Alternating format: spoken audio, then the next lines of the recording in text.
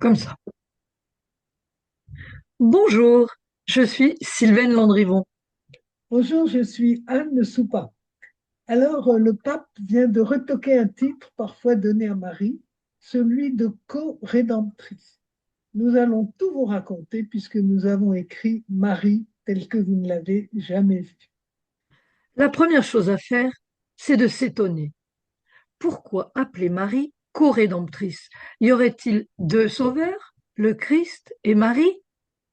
Heureusement, comme ses prédécesseurs, le pape Léon XIV tient bon. Ce titre est inapproprié. Et il rappelle les paroles de Paul dans la première lettre à Timothée. Il y a un seul Dieu et un seul médiateur entre Dieu et les hommes, Jésus-Christ. C'est tout de même assez simple à comprendre.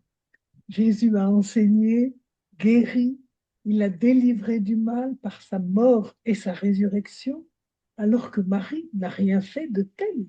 Personne ne dit je crois en Marie.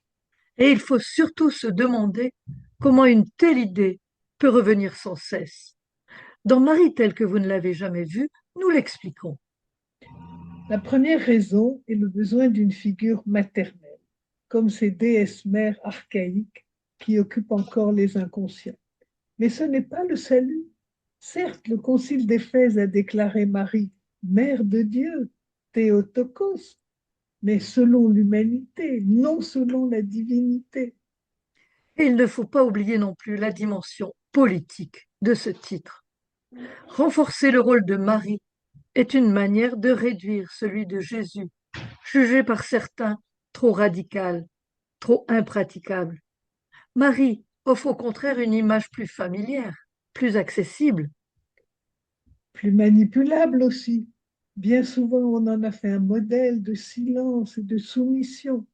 Et plus on la recouvre de titres, plus on parle à sa place.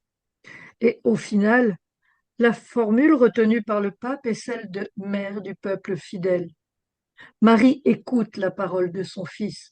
Elle est la disciple parfaite. C'est la conclusion de Marie telle que vous ne l'avez jamais vue.